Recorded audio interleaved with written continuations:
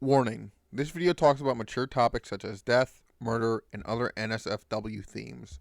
There will also be pictures shown that contain light amounts of blood and scars, as well as footage of games that include jump scares. If these sorts of things are triggering to you, make you uncomfortable, or if you are a minor, this is your chance to leave. Thank you.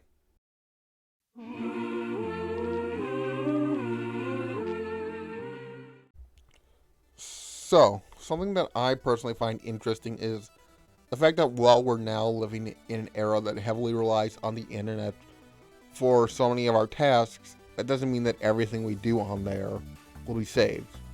There's the sentiment that nothing on the internet is truly gone forever. And while that might be true in some kind of variety, probably, I don't think that means that finding lost things is a walk in the park. A popular YouTuber deletes a video or a live stream or something, there's a good chance that it'll be back up or it'll be posted to the site within a matter of hours by a fan or just someone who happened to watch the stream. Same can't be said for someone with, less than 10 subscribers and only does vlogs. They delete a video and that won't be up within a day. Oddly enough, this even applies to fandoms, and especially, I think, those that were born on the internet. Let's say, talk about the My Little Pony fandom, or as a lot of people know it, Bronies. They were a fandom that was born on the internet, born on 4chan boards in late 2010.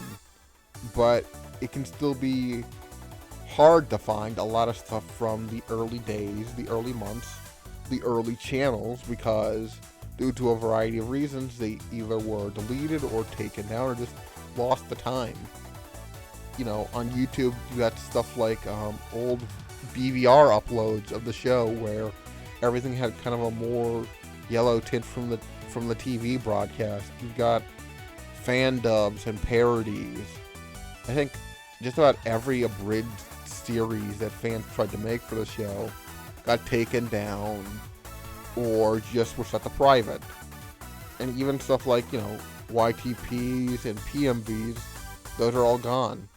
Even if they had a high view count, that doesn't mean that they'd be found easily. A good example is that I think for the longest time, we had no idea where the term brony was actually started on 4chan.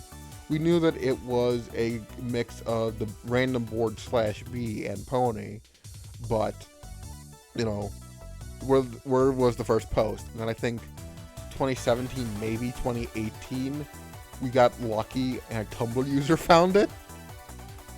And, something that should seem like it's a big moment for the fandom.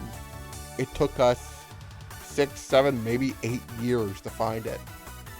Another good example, and this one's coming from a more personal spot, is when I first got into the fandom, one of the first things I found was a music video, or a series of music videos, that were all just Windows Movie Maker slideshows with various fan comics, Tumblr blogs, fan art, and they all had popular songs played behind it. And, it was 2010 version of popular songs. So it was pop music, 80s rock, Vocaloid songs, anime songs. And I think in the first upload that I will never forget, it was like a weird garage band demo. But it was like oddly relaxing, so I never got out of my head. And the reason I'm talking about this is because it has a lot of impact for me, not just being the first video that I watched, but also it was a video that I would watch late at night in a time where I was still trying to figure out who I was. And hearing God Knows from Haruhi Suzumiya or Meltdown from one of the Vocaloids, for some reason that was just calming to me. And that made these videos more important to me than it would to most people who just see these as another fan music video from the early 2010s that had little effort in it. And then, I'd watch the videos occasionally just for that nostalgia base, and I tried watching it again recently, and I found out all the videos were set to private. I get why they happened, because these were videos with fan art from other people, with very little to almost no links to them, and with popular music, including from big pop songs and big music companies, and they love the copyright strike that. So better to private it and cut the risk of getting your channel taken down than actually have it happen and losing a lot more than just your YouTube account. The only time I found the re-upload of these videos was on Dailymotion, because one of the videos got like over 1 million views. I think 5 million actually. So obviously it was just one of those channels that just re-uploads a popular video in the hopes that they'll get the views and they'll somehow get the runoff from that. What I'm meaning to say with all this is that not everything from the early days of fandom can be found easily. So that means that we should be more careful in archiving the things that we do still have and also cherishing them. Be it old pieces of fan art, old fanfics, even some old fan channels that are still around. I think Pony Pokey maybe still around. I hope so. But yeah. And with the Brony fan base, one of the sections that is somehow still kept in good condition and still, I still think preserved well, is oddly enough the horror section. Because in the early days of the fan base, like the first, I'd say, 1 to 2 years since it began, it was kind of wild and anything goes. And somehow the prevailing subculture in the Brony fandom was horror and grimdark. I think because it was a cute show for kids, and its fan base at the time was a lot of older men who came straight from 4chan, there was this need to make everything horror. We needed to go against the normal acute image. We needed to make it shocking. And that meant that anything went, like I said. Because back in the old days, there wasn't really a site for everyone to meet up or for different factions to kind of come together. You know, you had parody videos on YouTube and the comment sections there. And you had the 4chan boards. And everyone hated you on 4chan. So, you know, if you didn't like their kind of way of doing things, you were kind of screwed. Even Equestria Daily, our biggest site for news, events, comics, and everything, that was just a WordPress blog in 2011. It wasn't even its own site. It was just a random WordPress blog with random bits of news and the occasional comics and fan fiction that mostly came from the /co boards, maybe? I think. I have no idea. I'm not in 4chan culture. But going back to the horror topic, the 4chan boards are where a lot of where the seed for the horror fandom bloomed, because sometime in maybe 2011, when season 1 wasn't even done, a story was posted that basically shocked everyone that read it. It was something that we should have expected would have come, but it still got us by surprise, and it left its marks on the fandom, and even the whole, not just the horror subculture, but the whole fandom for so very, very long. Of course, I'm talking about the infamous story Cupcakes and what it did to Pinkie Pie.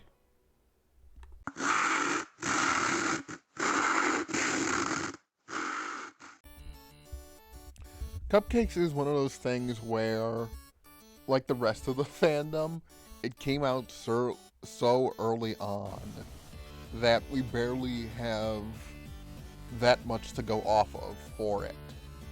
Like, we know it came out before the end of season 1, came out in early 2011. It was maybe posted by someone named Sergeant Sprinkles and it was posted to 4chan.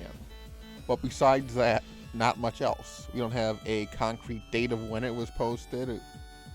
We don't have any screen caps, as of this recording anyways, of the original post and reactions to it. We just had, knowledge that it came out sometime in 2011 on 4chan. And even then, when talking about it, the content of the story itself overtakes any kind of discussion of where it came from and who actually wrote it. Because Cupcakes is one of those things that you know about it whether or not you're in the fandom. Because at some point or another, if someone talks about, bronies and the My Little Pony fan base, there's a good chance one of the things brought up is, oh hey, did you know one of their most popular fanfics is a story where the pink pony brutally massacres and kills the rainbow pony? And I get why, that sounds so bizarre to have in your fan base based on a show for, preteen kids. So why is it so popular? And again, this was in the early days of the fan base, and there was no check on things. It was all wild and unregulated. And by that I mean, one minute you might be watching a ponified version of Hardware Store by Weird Al. The next moment you learn about Rainbow Dash's fun trip to the milk pool in Jartown. There's no balance. There's no restrictions. And this story was everywhere. Every major pony creator had to talk about it, or every big YouTuber that talked about fandom stuff, they talk about, oh, did you hear about the My Little Pony creepypasta? Ooh, it's so gory and spooky and violent and bloody. Ooh. But the thing about Cupcakes, now that it's all said and done, is that the story itself really isn't that good. And by that I mean, this was clearly meant to only be posted on 4chan boards, and it was only meant to get shock. The original post had a bunch of spelling mistakes and errors, and the whole thing is written where if you look at it now, you can see all the flaws and how it's executed, and how it's more written like it's just meant to be read once and to get shocks out of people. It's supposed to get like a, oh my god, I can't believe I'm reading this, or, oh, this is so disgusting, I hate this. And I don't mean that like it's trash. I just mean that its reputation hyped it up. It's kind of like with Sonic.exe, where you look at that story, and now you can say, oh, that is not a good story. That is trash. But because it included pictures with it, and it was in the early days of the internet's creepypasta phase, people found it scary. And most of the people that read it were preteen kids, 13 to 19, where horror on the internet was still kind of new to them, so stuff like that was terrifying. And it didn't help that later on in season 1, we got the episode Party of One, which showed Pinky with flat hair and a more psychotic state that people would then go on to associate with this fic, which is strange because the Pinky in Cupcakes is the normal version, and that's what makes it creepy. It's this whole mess and tangled web that the more you look into it, the more you realize it's kind of nothing and unimpressive, but it's impressive in the fact that it was able to spark so much. And when I say spark so much, I meant it sparked a lot. Like, when it came out, people would not stop talking about it. There were constant requests to post it on Equestria Daily, but because they wanted to keep up their, more decently friendly image, they wouldn't post it. But when they did, they finally posted it along with a bunch of alternate endings and sequels and stuff They gave it the tag grimdark as fuck. I am not even kidding. But yeah, another thing to talk about is how this impacted the fandom. And the way it impacted the fandom was, for the longest time, all you would get were cupcake sequels. You know, with a shocking ending of, oh, she kills Rainbow Dash. She killed her friend. She's going to make it into a stuffed doll. Naturally, people were going to be like, no, I can make a better ending. And so what you got was a surge of what you expected. You know, the ending where it's all a dream Rainbow Dash has and Pinky's fine.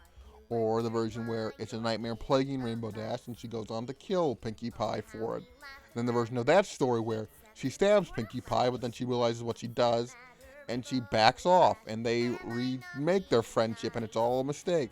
Or you get the version where she kills Rainbow Dash and then goes on to kill other friends.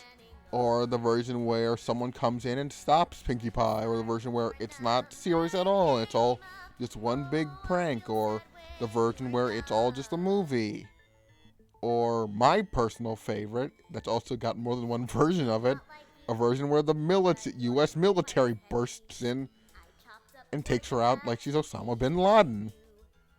There's like two versions of that story. I kind of as a subgenre.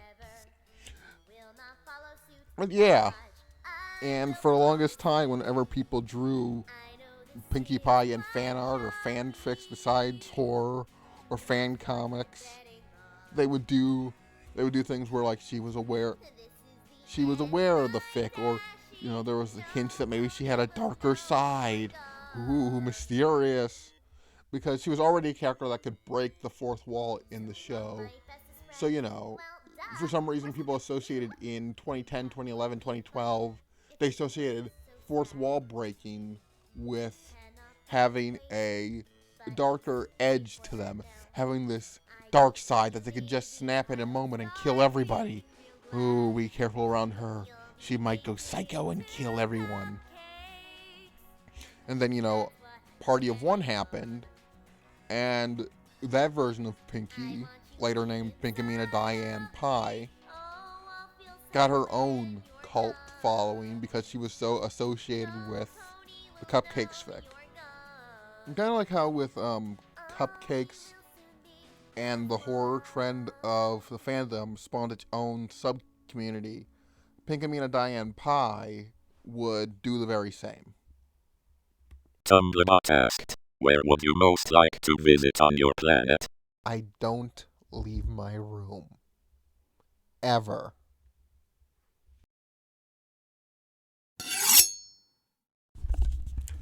Started in August of 2011, the Ask Pinkamena blog was one of many pony-themed Ask blogs that were popular on Tumblr in the 2010s.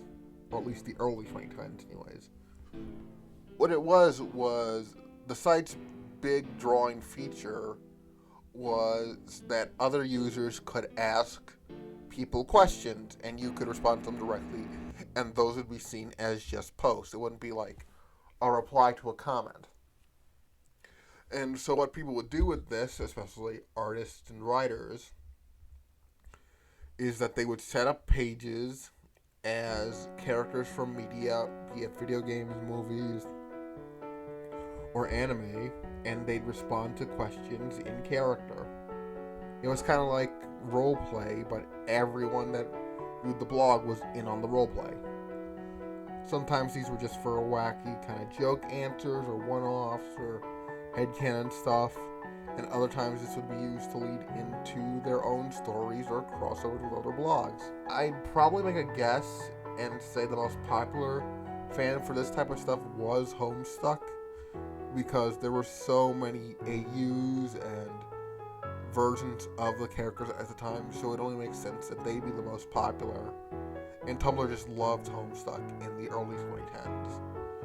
And I think, if I had to make a guess, the second most popular one would be My Little Pony.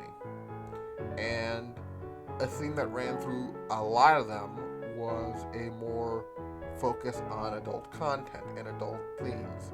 Because again, this is still in the early days of the fandom where we saw every single meme that was posted or every single headcanon and we'd all take it as fact, or we'd all put it in our own canon, head canon, and make those true for characters. So if someone said, oh, the Princess Celestia is a troll, then a bunch of ass blogs would focus on that. Or if someone said she was a pervert, we got the infamous Ask Princess Celestia blog. But one of the first ones was probably the Ask Pinkamena blog. And it was one of the first, and it was one of the most well-known, because this was still in the early days of the fandom, like I mentioned earlier. So people were kind of unsure if they wanted to go full adult, or if they wanted to stay in their PG roots. And that was kind of the big infighting at the time. So when this blog comes along that actively shows Pinkamena hurting others and being this grim, dark, and not brooding, but dark and sadistic character who openly enjoys torturing and murdering other ponies, and these were still in pony form. These weren't like humanized versions of the character. These were just characters who looked like the same ponies that we saw on TV every Saturday. People got upset. It's kind of harder to talk about this without evidence, but a lot of the old Tumblr blogs from that era are long gone, hard to find, or thanks to the lewd/adult materials ban from a few years ago, they're just inaccessible without third-party means, and that doesn't even guarantee that'll happen. But anyways, it's kind of obvious that a blog like Ask Pinkamena would get a lot of hate for it, because again, in these days, everyone hated the idea of this fan base based on a cartoon for little girls having adult things in it. And especially Tumblr. They hated the Brony fan base. So to see something like this, it got a lot of hate mail. And while I can't show evidence, just reading through the archived blog posts of Ask Pinkamena, it's clear that it got a lot of hate mail. But oddly enough, despite that, and the fact that it showed so much adult content, it was one of the most popular blogs around. It got so many followers, it got so many people reading it and reacting to it and drawing fan art of it. I don't think anyone ever saw it coming. But when I think about it, I also can see why. The blog is well written, it's funny, it's got great, fantastic art and lighting. It's got humor, it's aware of where it's being posted, it's aware of Tumblr culture, and makes fun of it. It's a blog that's just a genuine good time to read. It's not just edgy for edgy's sake. You know, it shows Pinkamena killing Fluttershy, and makes note of how people are going to get sent hate mail. But it's not just, ooh, look at the gore, look at the torture, look at the murder. It slowly kind of draws away from that over time. To explain, I can't tell when, because there are only so many posts on this, so I can't tell what would count as the beginning, middle, and end for this thing. Early on, it shows that Scootaloo is working with Pinkamena to harvest people, and the blog goes out of its way to show... Oh, police are passing by. They're coming to arrest me for talking about the ponies. But anyways, it shows that Pinkamena cares about her. She says multiple times that she wouldn't murder her, and that she's one of the few people in her life that she cares about. I think that's a good thing. I think, showing serial killers or murderous characters in ways that make you feel bad for them or feel any kind of emotion besides hatred for them is very much a hard act to pull off, I think. Even now with games like Danganronpa or the like, there's always going to be, arguments and discourse around whether or not we should like characters like Nagito Komaeda or Kokichi Oma, despite all the horrible things they've done in game. The Ask Me Amina blog was very much that. You know, you've got this woman, this pony, I mean, who is actively going out and murdering people and doing much worse to them that I can't say because I want to get money off this sometime in the future.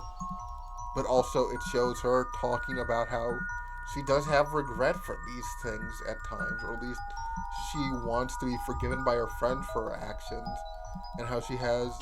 It talks about how she has depression and how she has these dark needs inside her that she needs to satiate, and she talks about what love is to her. And there's so much emotion behind it, or this feeling of connection, that you kind of forget that this is still a blog about a talking pink horse who killed her best friend and either stuffs them, makes them into suits, cannibalizes them. Yet you can still make you feel emotions. There's a lot more about this that can be said, but also not much else because the comic is extremely short. It had a short run because, and the author, Crooked Trees, they ended it because, in their own words, it got too big for them. So many people found out about it. They found out who the artist was, and it kind of becomes harder to do something like this when everyone knows who you are and knows what other stuff you make. You know, sometimes you want to be separate from some pieces that you make. It's just kind of a natural one. And they just kind of stopped doing it. And I respect that decision. You know, if they didn't want to keep on going and forced to make content for this blog that at one point got like hundreds and hundreds of asks, and they want to stop that or pull away from that and focus on other things, or just, you know, have a less known profile online, I get that, you know? Digi made a video about this when they were in the Brony community, and if I can still find it, I'll do my best to link it. It's back from early on in their career, and it's interesting to see how much they have, as a person, have changed. But I still think it gets across why the comic works so well and why it's so liked. So if I can find it, I'll link to it. And even if the video is down and Digi doesn't want to be a part of the, you know, associated with that community anymore, which can be understandable, I think they left the transcript for it still up. So I'd still recommend reading it, and I'll link to it if I can.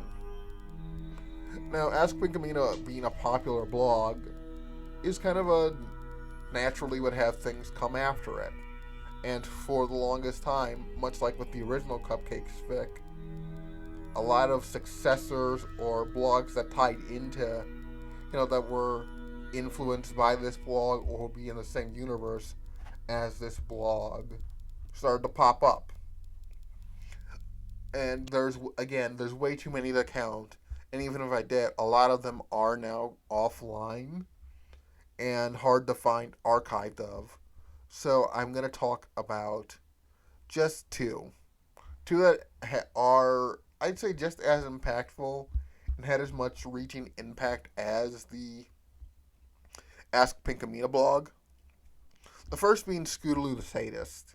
And that was a direct continuation of the Ask Pinkamena blog after it got, you know, it came to an end. And I think that blog worked well enough where I consider it to be part of the same story, even though it's a different writer and a different artist. But I think it conveys the same emotions that were portrayed in the original blog. To say that if you accepted this as just part two, I'd get that. There's another one that I want to talk about next, but I do want to say that personally, the way the original Ask Pinkamena blog ended, I unironically think is fantastic. I know I'm kind of jumping around topics a bit, and I don't have a script because scripts don't work as well for me in my brain. So I'm kind of just talking at random about various parts. But I legitimately think the way this story, the original story for this ended, is fantastic. It's easy to look up. There's plenty of YouTubers who have dubbed the comic online. There's ways to find archives of the site in the Ask blogs. But seriously, I'd recommend just kind of. It doesn't take long to read through all of it. It takes about 10 minutes to read through all the asks because it was, again, a short lived blog. And it was on and off, so that means there weren't, the posts weren't continuous. But yeah, Ask Pinkamena, I think, is one of the best pieces of early MLP culture and one of the strongest defining parts of it, even though it was so early on. Next, we're going to look at another semi-tie-in slash sequel slash part of the same universe as the Ask Pinkamena, but it's a project that took on a life of its own and has even surpassed it in terms of popularity and being well known. Strap in, because if you thought everything covered up until now was weird and off-putting and NSFW, you have not seen anything yet. Let's talk about Little Miss Rarity. Does the light mean it's on? I suppose it does. Alright, let's get this over with. Well then, hello everyone. I am Rarity. I just got in an awful scuffle with Opalescence and I don't wish to show my face outdoors for a while. Well, I mean, they don't look too bad, right? The scars? Mommy's still pretty, right? Regardless, Opalescence has been punished. But I digress. This isn't about her. This is a message to Pinkamena, as she started to call herself. I know what you've been doing, Pinkamena Pie. I've seen your little Tumblr page. Torture? Corruption? My word, Pinkamena, you need help.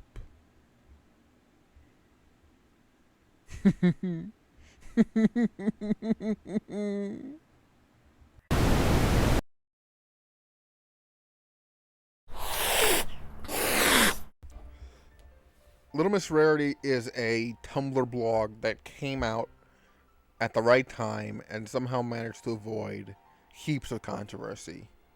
It came out right as the Pinkamena blog was dying down or had ended. And despite its nature of being a very heavily sexually explicit blog with themes of gore and torture alongside other acts, it never got a lot of controversy. Or at least, it never got on the level of controversy that a lot of the other more popular MLP Tumblr blogs did. And to people who've been in this fandom since the beginning, they already know what I'm talking about. And for those that don't, there was a very popular blog based on Princess Celestia that was also sexually explicit, and that was a less consensual sort, and a whole bunch of drama sprung up around that. But somehow I never saw any kind of takedown campaign for Little Miss Rarity. I never saw any fears of Hasbro reaching out to it or striking it down. And the thing is that the blog is still ongoing. It's been almost 10 years since this thing started up, and it's still ongoing. It's not consistent, but it's still there. And it's a very interesting blog because you could tell it developed with the writer and artist as it went along. It started out, as your simple Tumblr blog. It was just a bunch of questions with maybe an occasional event or crossover every once in a while, but for the most part it was just the simple ask a character responds, with this one being a scarred up Rarity with a more sexually outgoing nature to her. And that was kind of reflective of how the fan base treated Rarity at the time, because this is back when the MLP fan base was very much give the characters this one trait and then stick to that trait. And with Rarity, she got hit with the idea of, oh, because she's very uptight and talks fancy, she just must be sexually active or a whore. There's a whole bunch of issues to go along with that, but that's just how it was at the time. And this blog portrayed her as that, but it didn't do it in a bad way. She was very much open about her sexuality and her interest in both genders and how she liked her sex kinkily, but it wasn't portrayed as we should boo her or make fun of her for it. It was just who she was, and people really liked it. Another funny thing about this blog that I just kind of think about a lot is that this came out in the era when bronies were defendant. They were so very defendant that the community wasn't perverted and that we weren't furries. We weren't into that kind of stuff. We weren't into that. We weren't those kinds of people. We weren't furries. We don't yiff. We love and tolerate. We're a nice community.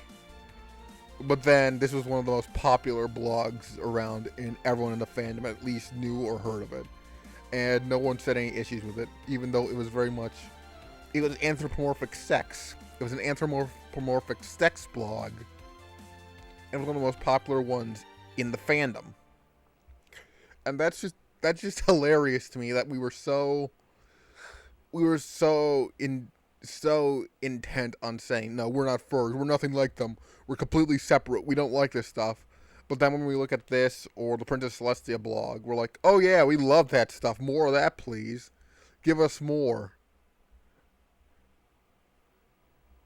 Also, this kind of came out at a time where there was a lot of lewd stuff in the fandom, and that's an issue itself that I'm not going to get into, or at least I'm not going to give an opinion on that. It's kind of even now there's a controversial kind of debate on what should we make lewd art of children's cartoons. And my bigger issue that I'll say was an issue was the fact that it was way too easy for people to stumble onto this stuff without having to look for it. Like, if you just wanted to find My Little Pony art or find My Little Pony pictures, there was a good chance you'd find erotic art or art that was clearly made with adults in mind, and you didn't need to do anything special to do it. So that means that it was probably super easy for minors to find this stuff. If they just wanted to find My Little Pony art, there was a good chance they'd find either lewd art or, overly gory horror art. And again, I'm surprised that never happened with this. People found it easily, but that doesn't mean that people protested it easily. No one, again, as far as I know, no one brought up any issues or protested this thing, or at least in a way that it got major coverage by, the places where the fandom would meet up. I ran into this, I think, the same way a lot of other people ran into this with the Mindless Gonzo dubs of the comics. Mindless Gonzo is a YouTuber who I'm pretty sure is still somewhat in the MLP fandom, and if they are, good on them. It's, it's easy to fall out when it's a show going as long as this one is, but he's still in it and still does dubs for it and still does voices for stuff. So, and that's how I ran into this stuff. I was watching a bunch of comic dubs online one night, and I just happened to run into his YouTube video that dubbed the first few posts on the blog. Looking back at it now, it can be easy to kind of cringe at it since it is a guy doing a high-pitched voice for a woman, and it very much falls into a lot of the kind of how people would dub comics at the time. And also he semi-inserts himself as a camera person, which that's always been weird to me, but also that was kind of how I liked stories to be shown back then. If they were dubs of stuff, if there was like a narrator or other character there, that could be anybody, and you could insert yourself into them. So I like that kind of stuff. Getting back to the blog itself, like I've said, it started with, it followed the typical Tumblr format, but then as it went on, it slowly developed a story, and it slowly became, it became bigger and bigger as its popularity grew, and it got really weird. Whenever I reread the thing, I'll do it. I'll do it in one long run. I won't do it in bits. I'll reread the whole comic from start to end. And it's amazing to see it start off as this dark, lewd blog with slight horror themes, then grow into a cat being made into a doll that becomes its own nightmarish creature, which then leads into a universe reset, which then leads into hunting down Lovecraftian styled monsters. And I remember the first time I reread it in years, I texted my friend the whole time while I was reading it, what the fuck is going on with Little Miss Rarity every few minutes? And I don't mean that in a bad way, I don't think. I think it's good that the author wanted to grow from it and make their own things from it and do the story they want to tell with it. It just can be weird to see where it started and where it is at some point and then where it is at later points. It can just be a rush. And I think that this is the only blog that can really do something like that. I feel like if any other type of pony content tried to do that, it wouldn't be as successful. It wouldn't be as much of a hit. And this is very much a once-in-a-lifetime moment. This blog is something that can't really, I don't think could ever really be replicated ever again. Little Miss Rarity is a thing where if people hate it, I understand why. And if you dislike it, I understand why. It's one of those things where it develops small amounts of drama behind it, but nothing big. But people can still be affected by drama, and if they don't want to touch something ever again, they don't want to touch something ever again. I get that. But again, I still admire it for what it's doing, for how it's still evolved and how it's still going and growing, and the author still wants to make this and still wants to do this. And whenever I read the Little Miss Rarity Tumblr posts, they're either bits from the comic or they're updates talking about how the writer is going through hard times and they need all the support they can get. But they at the end of every post they talk about how they aren't giving up the blog, they aren't giving up the comic, they still want to get it done. And that's admirable. This thing is almost 10 years old, and they still want to keep going. They don't want to stop. They don't want to focus on getting, they want to move on to other stuff. This is what they want to do. And I admire that. That's something that I don't really see much in fandoms, because a lot of times people just jump off for their own reasons, and I get that. So yeah, Little Miss Rarity. There's a lot to talk about with it, and it requires its own separate video to go into the themes and the story and the art and the characters. Maybe one day I will do that, but I think it's time to move away from the Tumblr side of things and jump into another side of the horror fan base that was just as big. And it was almost hard to escape at some points. I want to talk about the video game side of the MLP fan base. Just a quick little addendum before we move on to the next section. The creator of Little Miss Rarity, Little Miss J, I did get in contact with them and asked what was okay to cover, and they said anything, so, that's nice. The only thing they want to know is that the blog is planning on making a big comeback sometime in the future, but, I don't know when, but, if you're still into this stuff that I talked about here, go follow it. It'll update. Who knows when? It's still open for asks. And if you want, a better understanding of, getting to know the creator more and just kind of seeing the community that this series made, they do have a public Discord because Tumblr kind of sucks now. At least for creators like them, it just sucks. So yeah, I'll be linking to that in the description, and give them support if you can, and if this is the stuff that interests you. Alright, moving on, let's get to video games.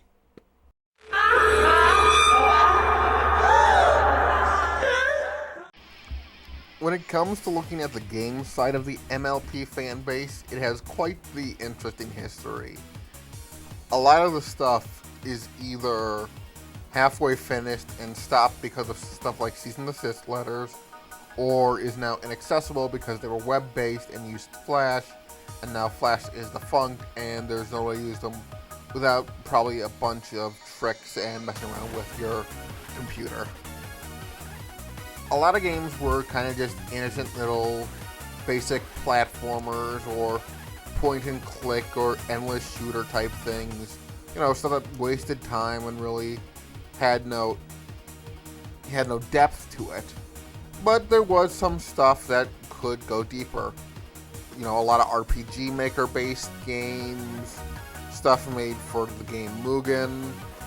I think most interesting were probably the games Fighting is Magic, which did get a cease and desist, but then that became Them's Fighting Herds, which is now a legit game that almost was at EVO before everything in 2020 happened.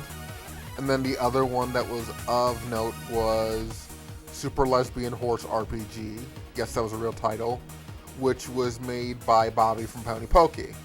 That got a cease and desist, I think, and now it's its own game called Super Lesbian Animals RPG. You should go check it out. But that's not what we're here to talk about. What we're here to talk about is the horror games. There wasn't a lot of horror games, but there were a few. Most notably and most interesting, if you want to call it that, was Luna Game. And it's interesting because the history of it is well documented. It was originally posted to Equestria Daily back when they would have links to fan games that you would have to download to your computer. And what it was all you did was you were Luna in a field and you walked along and then BAM! Scary jump scare image. It was either one or two images of Pinkie Pie or a creepy apple bloom that legitimately freaked me out, and it still kind of does. And it would stay on that photo for about, a minute, 30 seconds with creepy music playing, and then it would force you back to desktop. You couldn't exit out unless you, forced your way out. But for the most part, it made you hang on there. And then what it would do was it would spam wherever you had installed the game with text files and images of the photo it showed you, all titled "The End Is Nay." I don't know how we found that creepy back then, because thinking about that now, that is a stupid pun, and it kind of ruins the horror. And, a lot of people playing this, they were not used to something like this, and everyone thought, oh shit, is this a virus? Did we get a virus from this? Thankfully it wasn't. It was more just a, bit of programming that was just meant to be a mean prank. But it did lead to Equestria Daily banning downloads from the site and only being browser-based games only. But Luna Game is one of those things where the first game is interesting when you talk about it, but besides that, there's not much to it. And it got a bunch of fan-made sequels, and they're all kind of to me. They kind of just rely on the same kind of cheap jump scare tactics and stuff. Where it gets interesting is the game Story of the Blanks, which is more a actual kind of unnerving, creepy game. I haven't played it in a while, and I'm going to add in the footage for it post me talking about it, so I might be all jumbled in how it goes, but it was based on a fanfic, or maybe the fanfic came after, I can't fully recall, but you played as Apple Bloom, and one day when you're lost in the Evergreen Forest and separated from Twilight, you wind up on this weird town where no one has cutie marks and they don't know what that is. And it goes, it goes downhill from there. I can't fully recall the story, but all I know is that it's got a good unnerving vibe to it. And it's all set up in the 8-bit style that a lot of Flash games were using at the time, where it's not NES 8-bit, but it's more Atari 8-bit, low minimum graphics stuff. And the music was all chiptune, and, it was more, there wasn't really much challenge to it. It was more just know how to run or be faster than the opponent so that they don't catch you and you die. And that's about it. But the atmosphere and the way it depicted everything was legitimately creepy. And I feel like it was more trying to be a horror story and not just a, ooh, we jump scared you, we got you, got you kind of game. I think that makes it interesting. Another thing that the games tended to have, from what I recall, was either secret horror in it or references to horror. A lot of times games would have characters referring to lines or moments from, grimdark fanfics like Cupcakes. Or in the case of the next game we're going to talk about real quickly, Super Philly Adventure, it was its whole secret ending. The game itself is just a basic kind of, I think, get the thing to solve this thing kind of game where there's different endings depending on how bad you do and how good you do. But what made it interesting and stick out was if you played the game at or after 10 p.m., and you go to a certain area, it would go creepy. And you would be told not to go further. So if you went further, of course, you'd get lost in the Everfree Forest and you would be hunted down and killed. And then at the end, it would show a jump scare. And it was kind of a tie into both Story of the Blanks and Luna Game with what it referenced. And it relies on, a jump scare, but I kind of always found games where you can only play it after a certain time, or where it requires you to play it in the dark, or it's a secret and you have to look it up. I find that interesting. That's stuff that actually I find scary. Yeah, it relies on a cheap jump scare, but I still find it pretty scary. I think horror in MLP-based games is something that could be looked into more. It's just that creepy games, usually when it comes to web-based ones or online ones, fall into the same tactics. A lot of them rely on, Sonic.exe style of horror, where it's just walk in a straight line and then a jump scare happens. And then you do it again, and then another jump scare happens, and you do it again, and another jump scare happens, and then it looks into your computer data to find your name, and then it says your name, and it's like, ooh, spooky. And, you play it, you get it done in 5 minutes, and the scare is gone. It's lost its horror.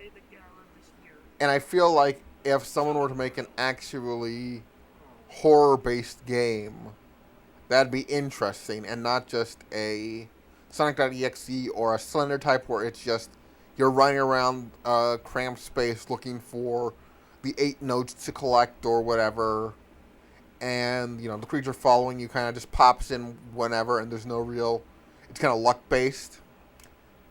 That has its entertainment for 5 minutes, but then when that's done, what next? It's no longer scary when you know what's happening. So I don't know. Will there be an MLP horror game? Are there ones I don't know of? Probably. Or probably not with how Hasbro strikes down projects. But, maybe someone will work on one and then force to make it into their own thing and have it grow from that. You never know.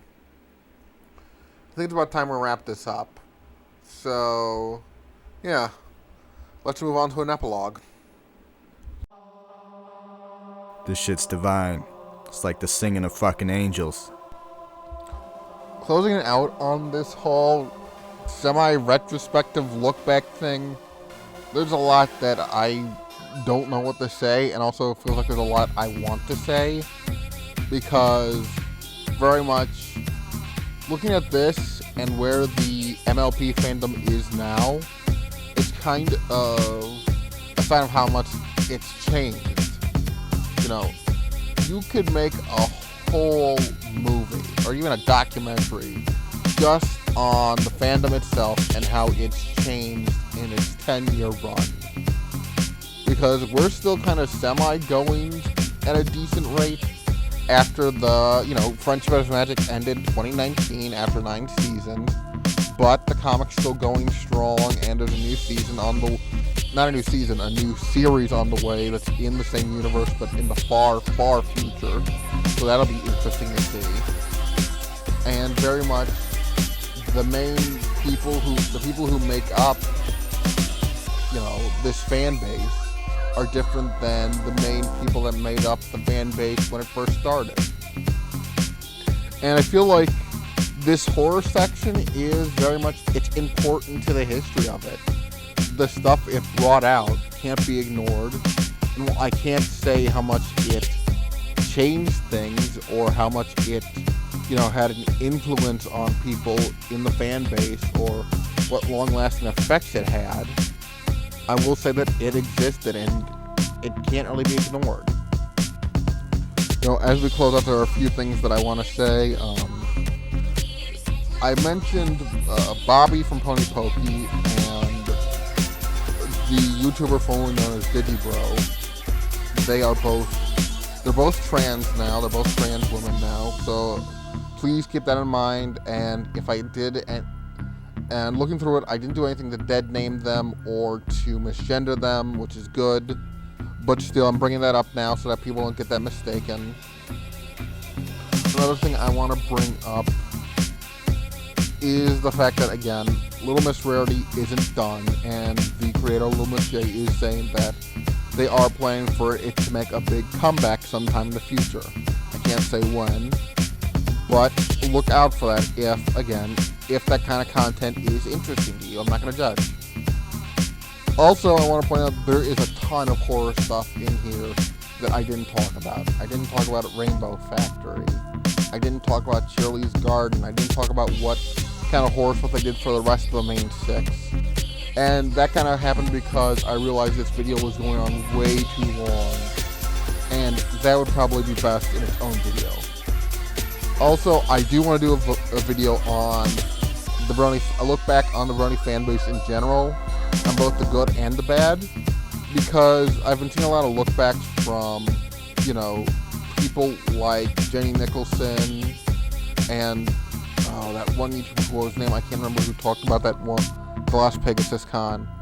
But those are from voices of people who either aren't in the fandom or are out of the fandom, which, I get why, but I feel like it'd be interesting to talk about the fandom from someone who is still currently in it and looks back on it, because there are a lot of good things and a lot of bad things in the Brony fandom that needs to be brought up and talked about. And I feel like someone who's still in it kind of has that voice where they kind of can explain it best and can testify to certain departments of it. But I don't know when that will be, or when the next MLP horror video will be. But yeah, making this video took a lot longer than expected for some reason. Mostly because life's been busy for me, and I'm not a casual video maker yet. I want to learn to be, and hopefully I will. But at the moment, this is still kind of an on and off habit for me. So hopefully I'll make a new video sometime in the upcoming months. I don't know when. I don't know what it will be about. But, subscribe to the channel and keep notified when I drop. I just want to say big thanks for watching this whole thing to the end if you did. And, if there's anything that I missed or that I should bring up in the next episode of this or in my episode about Brony culture, please let me know and I'll look into it. I like talking about fandom stuff, and I like talking about Bronies because it's something that means a lot to me. It helped make me who I am. But until then, thank you again for watching. This is TimeGal25, and whether it be morning, afternoon, or night, it's always a nice, cool night when you're with me. Until next time. my money on a stupid horse, I lost that. So I ran out to the track to get my cash back. I just gotta leave this place with a big bag. So I found a fucking jockey and I grabbed that.